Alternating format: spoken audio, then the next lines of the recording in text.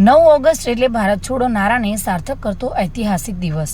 જે ભારતના આ ઐતિહાસિક દિવસે રાજકોટ જિલ્લાના ઉપલેટામાં ગુજરાત કિસાન સભા દ્વારા ફરી એકવાર કોર્પોરેટ કંપનીઓ ભારત છોડો નારાને ઉચ્ચારી સરકાર દ્વારા બહાર પાડેલા બજેટમાં કોર્પોરેટ કંપનીઓ માટે જ ફાયદા થયા હોય, ખેડૂતો અને મજૂરો સહિત અન્ય વર્ગોને આનાથી કોઈ પણ જાતનો ફાયદો ન મળતા કોર્પોરેટ કંપનીઓ ભારત છોડોના નારા સાથે જાહેર ચોકમાં સૂત્રોચ્ચાર કરી ખેડૂતોના હિતની માંગો કરી હતી, જેમાં સરકાર ખેડૂતોના 2020ના આંદોલનમાં જે વાયદા કરવામાં આવ્યા હતા તે પણ હજુ પૂરા કરવામાં નથી આવ્યા અને એમએસપી અંગેના કાયદા તેમજ ખેત મજૂરોને પેન્શન, ખેડૂતોને વળતર ચૂકવવા જેવા અનેક મુદ્દાઓને લઈને આજે ઉપલેટા ગુજરાત કિસાન સભા દ્વારા સરકારે કરેલી વાયદા પૂરા કરવા તેમજ એમએસપી કાયદો લાગુ કરવા રજૂઆત કરવામાં આવી હતી।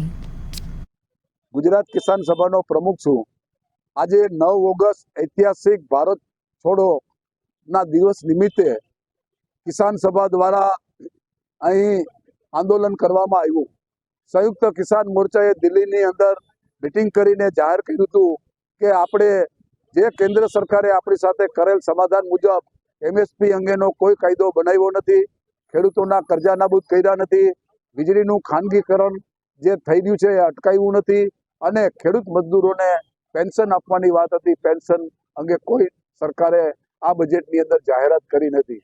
આ બજેટમાં માત્ર ને માત્ર મૂડીવાદી કોર્પોરેટ કંપનીઓ માટે જ જોગવાઈઓ કરવામાં આવી છે।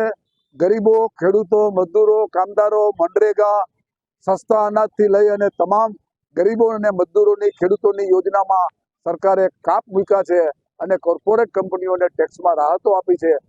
ત્યારે આજે દેશભરની અંદર કાર્યક્રમ હતો કોર્પોરેટ લૂંટથી ભારતને બચાવો, કોર્પોરેટ લૂંટ ભારત છોડો અને મૂડીવાદી નીતિઓ બદલો। અમે આજે 9 ઓગસ્ટ જે ખેડૂતો સાથે બધા ભેળા મળી અને જે સરકારની જે નીતિઓ સામે જે આજે અમે દેખાવ કર્યો છે કે સરકારે જે ખેડૂતોના ભાવ ઉપર જે નિયંત્રણ કરવાનું હોય છે એ નિયંત્રણ કરતું નથી અને જે આગળની જે વર્ષો પહેલાં જે ભાવ ક્યાં હતા ખેત પેદાશોના અને અત્યારે ખેત પેદાશોનો ભાવ શું છે એ પણ આપણે બધા જાણીએ છીએ। તો ખેડૂતો કાયમ ને કાયમ કરજવાન બનતો જાય છે, થાકતો જાય છે। ખેતી આ એક આપણો દેશ એવો છે કે ખેતી પ્રધાન દેશ છે। ખેતીને જો સરકાર પ્રાધાન્ય આપે તો ખેતી ઉપર આખું આ બધું નભે બધાય, ખેત મજૂરો બધાય ખેતી ઉપર આધારિત ખેતરમાં નભે બધાય।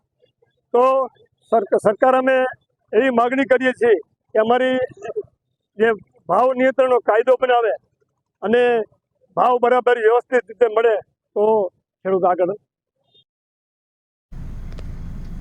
સરફરાઝ કોડી સાથે bureau report, today Gujarati news.